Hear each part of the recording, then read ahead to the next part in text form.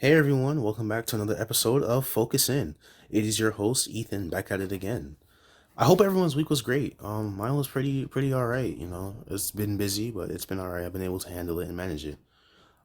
This week, it's another topic on photography. I want to start talking more about photography on this podcast, which I can, but I said it's photography and technology, so I want to have a good balance of both.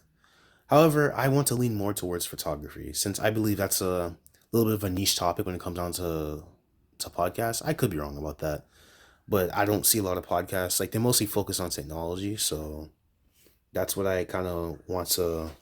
I want to avoid that, right? I want to talk more about photography. 'Cause I'm well versed in both of them, but I'm more passionate about photography than technology. In this week's episode, we're going to talk about how the film era of photography pioneered the digital era of photography. So, what made me write this episode? Film photography has been it's still here, right? People still use it to this day, and it's become its own like form of art in a way. It's become an aesthetic of sorts to be a film photographer, and I can get the idea behind it. It has this grainy look to it. You have this like bulky camera, depending on what camera you use.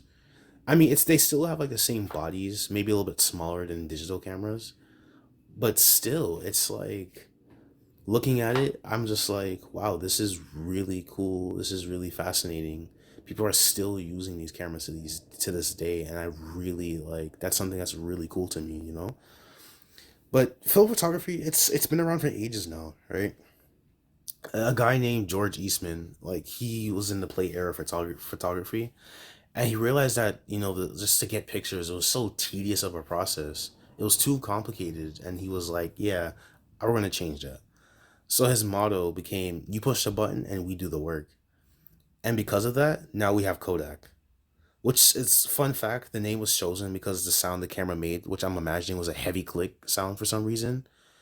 I guess it made the Kodak sound. I can imagine it in my head, but it works but doesn't work at the same time. Kodak was a hit when it came out, right? It was the craze. Like it even had its own verb, Kodaking, Kodaking. I don't know who invented. I guess it's the same verbiage, just because like compared to like Twitter, is like you're tweeting, and you're on Twitter and all these things. Kodak had that same effect, right? It even had its own verbiage and everything, which I think is really cool. But it does sound questionable though. Like I can imagine the Kodak sound. Like I said, it has to be a heavy click for me to understand it, right? It's like, and looking on it, like how one dude just woke up and was like, "This needs to change." Right? Like George Eastman woke up and was like, "Yeah, I can't put up with this anymore. I need to screw this and just like condense this down." And he essentially puts the whole process of film and photography in a compact box. So, like I said, he condensed it. And as time went on, it got smaller and smaller. The average body for a film camera, it's small. It's smaller than like your average like DSLR nowadays. So other companies decided to join in on the fray, like Nikon. And if I'm not wrong, I think they still do produce film cameras. I don't know if today they still manufacture them and still like you can buy them. I'm like 100% sure you can buy them like secondhand, but that's about it. Canon and and other major companies. I think Fujifilm does it too. I mean, I think they kind of specialize in that. I mean, they do digital cameras, but I think they specialize when it comes down to that. But I could be wrong. I don't think so. I don't think they make any today, or maybe back then, maybe. But film is expensive though. So to be a film photographer, it's expensive, and you don't even get the quality of the picture you want because it's so limited. You have to go through a whole process of going to a lab, getting the pictures off the roll, and the image size is restricted, and because the film is only so big. So to be a film photographer, well, yes, it has this aesthetic to it. It's a process just getting what you have to get done because then you have to look and realize like, oh dang, like if I mess up the shot, I mess up the shot, which is kind of like photography in general. But when you're doing like your own static photography, I don't want to say static, but when you're doing like your own photography and you're out there in the world, yeah, if you have a digital camera, take a picture of a flower, You could take millions of photos, right? But when it comes down to film cameras, yeah, you don't get that many chances. So you get like 36 shots and you have to buy a new film. And because film is expensive, film as itself is a whole process. If I remember correctly, I think I think for one of the cameras, like it squeezes out chemicals to make colors out of a little packet at the bottom. So what's the correlation between DSLRs, digital cameras, mirrorless, and film cameras? The same guy, George Eastman, he was experimenting with electronics and he was trying to incorporate his film technology into photography. So he got a Nikon camera body and he tried to store pictures in a digital format. It was a whole contraption he had set up with the camera itself as an attachment that was like hardwired into a hard drive. Unfortunately, sadly enough, Kodak didn't catch on as fast as Nikon and Canon, so they kind of went bankrupt for a while, which I find crazy, right? Like the guy who kind of like started film photography, or like who's the one who's like, I can't put up with this anymore. He's even trying to revolutionize photography, and he wasn't even in on the times, which I find is just absolutely crazy. 'Cause I'm sitting there like, dude, this man just wanted to like. I mean, he had his era. Don't get me wrong. He had everybody Kodaking, but like, dang man, like he was trying to just get in on the time, but he couldn't. But it's really fascinating because I don't think anyone really, besides like those major corporations, would have thought of that, right? Because you look at it and you're like, well, okay, where do we even go on from this? Like, we already revolutionized. It's already super cool. Where do we move on from this?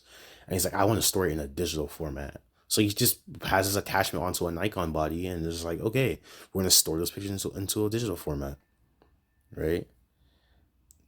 Film is limited, right? Because, and I think that's one of the reasons why it became its own art. Film is limited. Digital is too much. Digital is too, but you have way more to work with, right? You're more selective about what you do when you take pictures and what limitation. And with that limitation, it actually forces you to be creative. It forces you to sit down and be like, okay, I only have 36 shots. I have to make this worth it.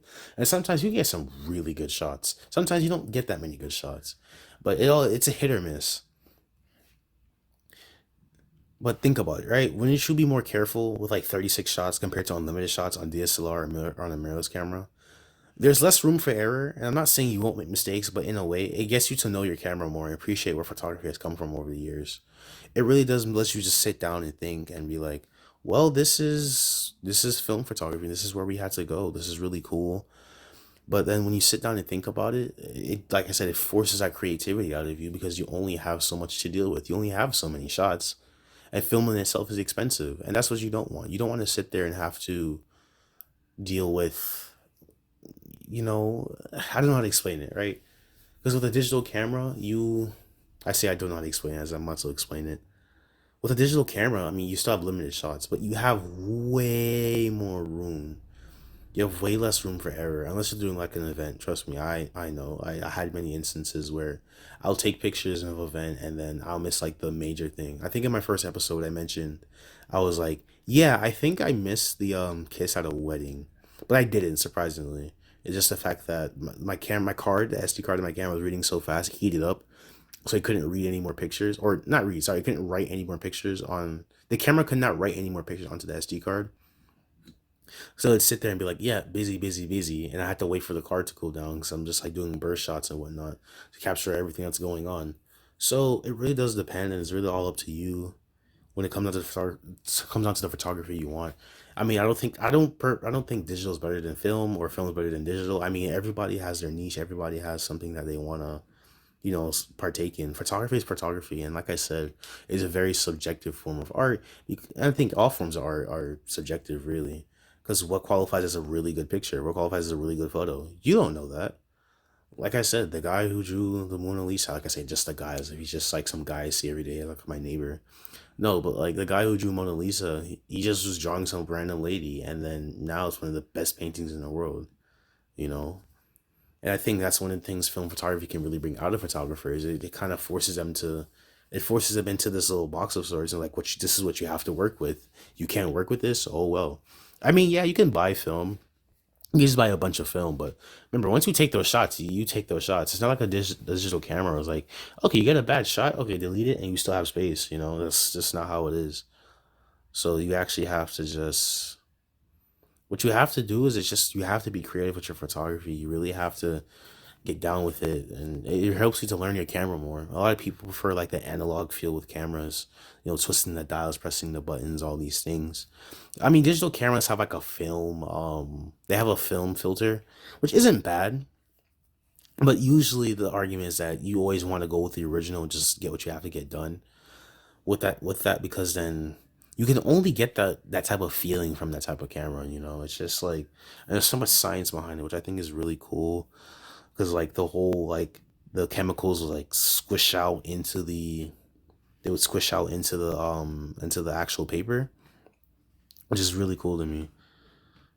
So photography in itself is an art, but I think that the film photography is even more of an art since it has limitations that enables more creativity from the photographer.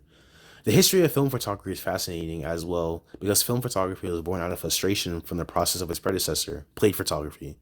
Film photography has become a style of photography that thankfully wasn't forgotten. It adds an artistic style and a vibe to pictures that you can get from digital cameras, but it doesn't hit the same when it's from an original camera. That's that's my thoughts when it comes down to the predecessor to digital cameras. I hope everybody has a great week. I'll be back with you guys next week. Until then, focus in.